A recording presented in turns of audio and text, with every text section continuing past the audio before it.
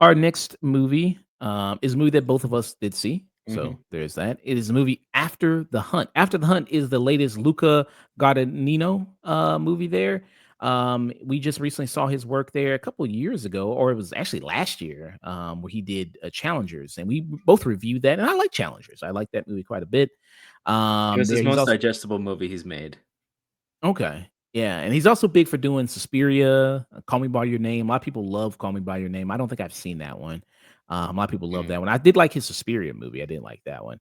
It was, And for a remake of a, previously, very, cult following movie, the '70s version. That one was a very different interpretation of it, mm, and that actually worked out in its favor because it was so different or similar but different that it's like, "Oh, yeah, it's really weird." yeah. So I did enjoy what he did with that. In this new movie he's doing After the Hunt, what is this about? Well, you have a college professor who's Julia Roberts there. And then she has a young pupil, a mentee there by the name of IOW, who plays Maggie in this, who's her star kind of student there, Mhm. who always follows behind her, always is kind of with her there, great friends with her. And she also has another great friend of hers who's played by Andrew Garfield, who plays Hank there. So an incident happens when they were leaving a party that she hosted, and questions kind of come up of sexual assault there. Did Andrew Garfield's character, did he do something to Io Debris? Mhm. It kind of a little bit plays with that question there a little bit. And then in the middle between these two people who she has a very close relationship with the both of them, is you have Julia Roberts there. And she has a reason there to somewhat maybe take Io Debris' side more than Andrew Garfield's side, not only because, this is one of her, kind of favorite students there because she kisses her ass so much and she likes the admiration and praise, but also because she's going against Andrew Garfield's character because they're running against each other to see who's going to receive tenure at their school. And the Mhm. school that is very much prominent, it's Yes, Yale, Yale. which I typically in a movie like I feel like that's kind of big because typically in a movie like this, they would never like say the school is just like some random prestigious Oh, yeah. university that you don't know. But here it's like, no, it's Yale. Like people are wearing Yale shirts and sweaters and everything like that. So yeah, this movie kind of calls into question. Some people are calling this like the Me Too type of movie here. Very much that, like a commentary on that, a commentary on cancel culture. Yeah. All various There's things very like that. much elements of that in this. Yeah. So, what's your thinking, man? What's your thoughts Uh, after the hunt? I like the idea of it. I like the ambiguity of it because in the very beginning of it, uh, Julia Roberts plays Alma, who is this respected professor at Yale. Both her and her best friend Henrik, who's played by Andrew, also known as Hank. And this incident happens at a very crucial time, conveniently at a very crucial time, and almost kind of stuck in a hard place because initially when Maggie tells her, "Oh, this totally happened and this happened and you got to believe me." And there's this immediate distance with Alma, very very much already. And that pushes Maggie away and she gets very frustrated that she just doesn't immediately glomp and just totally, "I absolutely believe you. We're totally going to get through this situation." She very much treats it as a, "I hear you. I understand you. We have to be careful on this. Did you file anything? What's going on?" She's very procedural or anything like that. And then that's not good enough. And that sets up the whole dominoes that affects Hank and then affects her. And then because of her reaction or her lack of the reaction, she starts getting pushback. Maggie tries to enter into Alma's life, and then she starts going back and forth. And on top of all this, Alma is suffering from medical issues, so she's also dealing with, and it's her tenure is at risk at a certain point. And so it's all these elements, and all those aspects are interesting. And I think Julia Roberts absolutely does a fantastic job in this. I think she does a wonderful job, along with Andrew Garfield. I mean, who's already a very talented guy, but I think they're the two standouts. Mhm. And then by the end of it, it just kind of goes, yeah, and then it's kind of over. Yeah.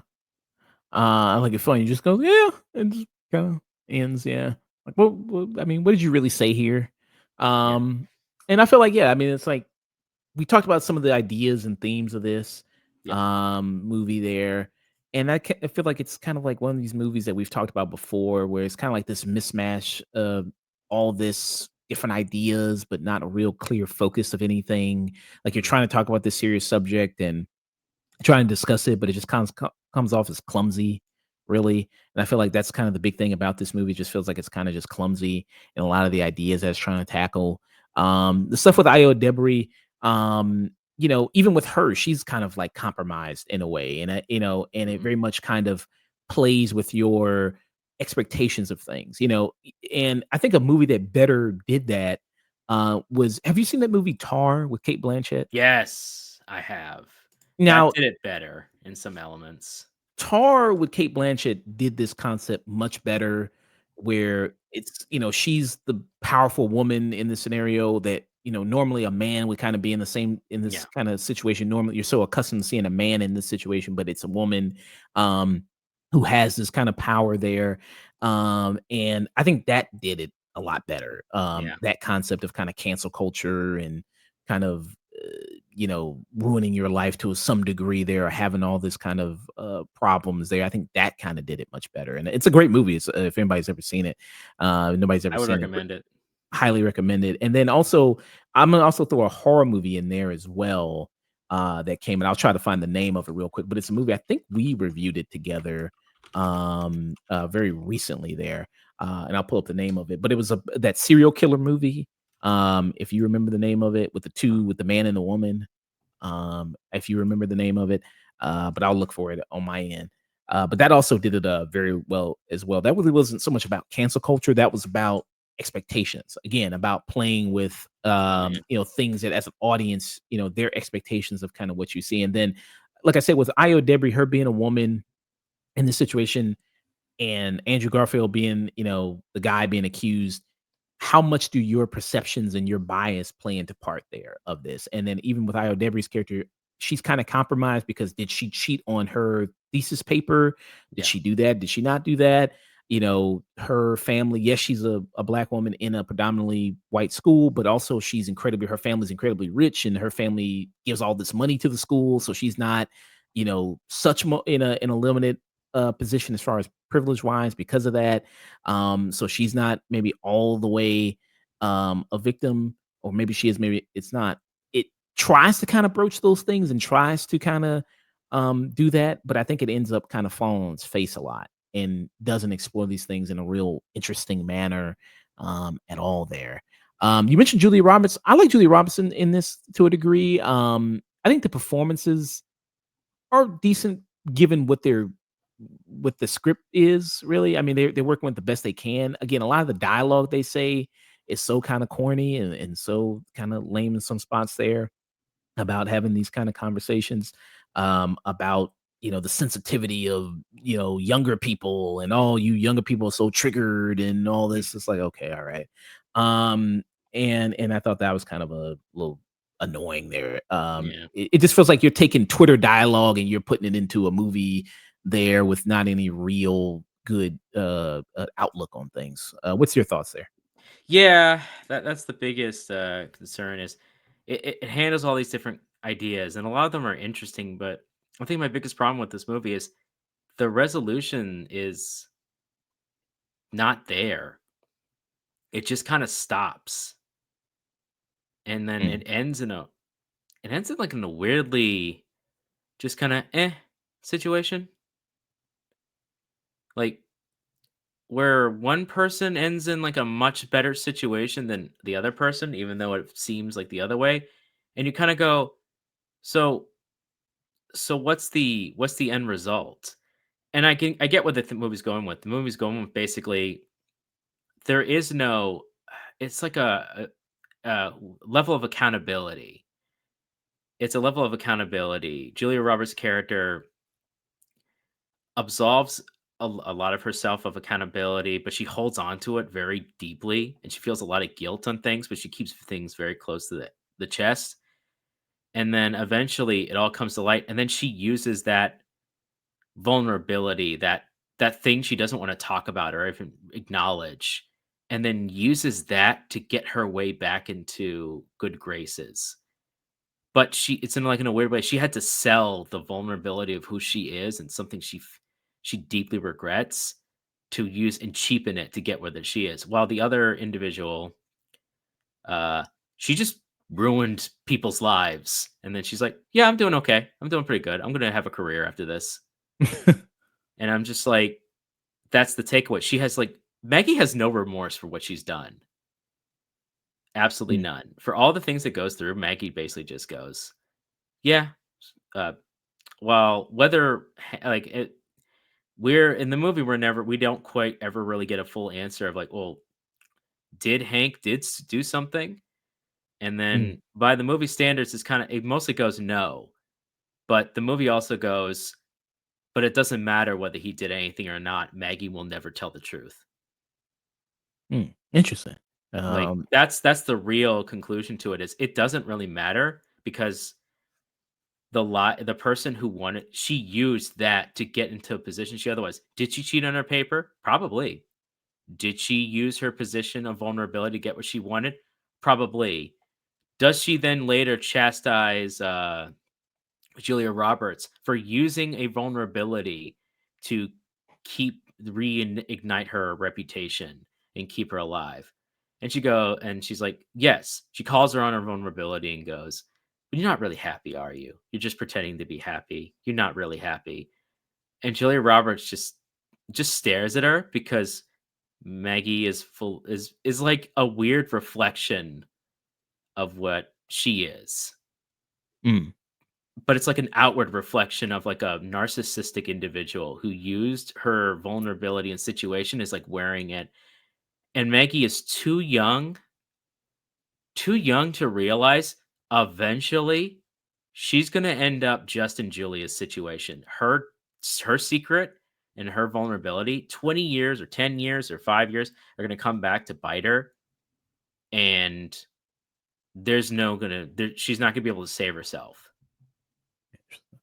But she's huh, too young, so she's riding high. yeah. But mostly Um, this movie is about like the power, if I may get a bit philosophical. This movie's definitely angle to it is the power women have in a social dynamic. The mm, absolute power they have in a social dynamic of what they have and what society views. Because if you reverse the genders of what this party did, none of this would happen. There would have been far more fallout. But because they're women in positions, nothing's going to happen. Julia Roberts her character had to become extremely vulnerable in this movie, and had to have it basically released, not to her whim, for her to eventually reutilize it, confront it, and reutilize it to her benefit. And you get this feeling, at least from my perception, that she hated herself for doing that. mm, But it was like a necessary evil to get back her position that she needed to be in to continue her life. Notice she never talks about her husband after that point, too. mm. They're only talking about themselves. They're only talking about this because it's a duel. It's a duel of Uh, perceptions. she asked about, like, "Are you still married?" She asked about that. Yeah, and she dodges it Yeah. Oh, okay. So you're saying there. because and yeah, it's a it. Oh God, this situation reminds me a lot of the what's that movie? Uh, where this young girl lies about her she lies about her sister's boyfriend, or he's about to go to war, and he Oh, was that, like, Atonement? yes, atonement, yeah, Oh, atonement, and she lies, and then she makes up this whole thing. It's a spoilers for that movie, but it goes through a whole thing, and in the very end, people ask, "So did it happen that way or whatever?" And she goes, "No." Like it ended up in the worst scenario possible, and me making this book is me trying to make up for being a cruel, evil person, and it's never gonna be enough. I ruined their lives, and there's nothing I can do to fix it. Mm. But Maggie hasn't reached that point or is too narcissistic and focused on a career to notice that she's left a ticking time bomb in her own life. So you firmly believe that she was making it up? Oh, yeah. From the way the Okay. movie is presenting it, yeah, I do. Mm. Okay. I don't think Hank is, absolved for certain actions. I think he put himself in certain scenarios, and he put himself in a situation he should have put himself in the past, I would say. But I do think she was making it up Mm. based on the evidence that they gave in this movie. I might be proven wrong, but there is a lot of vagueness. There's no concreteness. And at the end of the day, where's the proof? Yeah. Well, I think that's what the movie I mean, it was trying to play with it of like, did it happen? Did it not happen? Yeah. All these characters are compromised in some sort of way there Right. because, like, as I mentioned, Julie Roberts with trying to pursue tenure. So she's got a maybe like she maybe is going to lean more to Io Debris side because, like, hey, I want this job. I want to get Right. tenure, you know. Io Debris got reason to lie because they caught her maybe cheating on her paper so she can get expelled from school and everything like her life would be ruined if that happens so she's got a reason to maybe lie and then the person that initially caught her was Andrew Garfield's character Yeah. so she's got a reason to maybe make up this story about what happened between them then but there's some information that gets revealed about Andrew Garfield the way he kind of interacts with people in certain ways, especially Yeah. Julia Roberts' character is like, I don't know, maybe you did do it, like I mean, it's trying to play with it, it's trying to be He's trying to vague. play with it, but at the end of the day, there's no concrete end to it. We never get Yeah. too much extra details about it, and we're only given what we're given. But based on what we're given and how Maggie handles it at the end leaves me very deeply suspicious. Yeah. You're like, Um, yeah, go ahead. yeah, and Strange Darling, that's the movie I was thinking of. Strange Darling. That movie, horror movie that played a lot with kind of expectations and what we're kind of expecting when seeing that gender dynamics, and I think that movie also did a good job at that, better job than this movie, I thought. And one thing about this movie also, I forgot to mention this. So, much like because didn't they also do the score for Challengers? Atticus Ross Yeah, that and soundtrack was from Challenge was just not great though. It felt very off. yeah, Trent Reznor, Atticus Ross. Now, we talked about it in Challenges when we reviewed that movie. Yeah, Like, I liked it. I just thought it came in at the weirdest fucking yeah. times. Like, it just came in at really. Like I, if you I took liked the it. soundtrack by itself, you're like, okay, Yeah, but it would be like just dialogue scenes of people talking, and then boom, this big ass soundtrack would come in and be like, "Wait a yeah. minute, I'm trying to hear them talk. Like, what are you doing?" It's too Here, boring. Put in the soundtrack. in this movie, maybe it's because I came in with a headache or something like that, because I had a headache going into the movie. The soundtrack in this movie annoyed the fuck out of me, and after the I hunt, I yeah. was like, "Oh my god!" Especially, and they do like this thing where it's like this loud ticking clock sound in this movie, which is, I mean, that's also like a lot of things in this movie, like so on the nose of like, time is running out, you know what I mean? Ticking clock, like what are you gonna do? And then like it just this is maybe the worst music they've done for a movie, Trent Reznor and Atticus Ross, I've ever heard. This is probably the worst one. I mean, this was just terrible for me. What did you think about it? Uh, I agree. There were moments where I was just going, "What are you doing?" I don't know what is it with him ever since Champions. He's just been like using really odd soundtracks or just especially moments to have music. This movie could have had mostly non-music and I would have been okay, that's fine. But then it would come in at like challenges come in the strangest times. You're like, "What?" I absolutely hated it. I did not like it at all. I would have preferred it like no if you're going to do that, just give no soundtrack. And, like, there's moments like a piano that sounds like a cat jumped on the fucking piano, where you know what I mean? Like, that scene Yeah. in horror movies where cats jump on it, like, there's, like, these weird piano key notes, and I was like, "Oh, Yeah. shit," like, that sounds terrible. But, yeah, again, that's also supposed to, have a thematic kinda thing in the movie of, like, this dread or tension in the movie, because it's listed as, like, a psychological thriller, that's what it kinda Yeah. is there. You know what I mean? So it has that kinda going for it. The only, I think, psychological shit it was trying to play was making people think this is a good movie. That's the only shit that I was trying to do, but, yeah, um, I think this, like I said, kind of a mess of a movie. There's some good actors in it that are trying to do best, but I think kind of material. And I can kind of see what it was kind of going for there, and in a Mhm. way of, like I said, that could have been pretty good. Um, and we didn't even really mention the husband too much. You mentioned the husband before in the dialogue, but Michael Yeah. Stuhlbarg, who's in this, who he's very sassy in Oh, this. yeah. Who plays Frederick? He's Yeah, he got a just one. straight up says, like, "I don't like Maggie or, Hank. They're boring. Yeah, I mean, The only reason I allow them around you is because they basically worship you. mm. That's literally the only reason I allow them to be around. I don't give 2 figs about you and your life, uh, but I do they seem to please you and your ego, and that's why I tolerate them." Yeah. And then you also have Chloe Savini, who's also in this, who's a fellow professor at the school there, Who has who her own problems. who has her own problem. And for some reason, she's dressed like Uncle Fester from the Adams Family for some reason.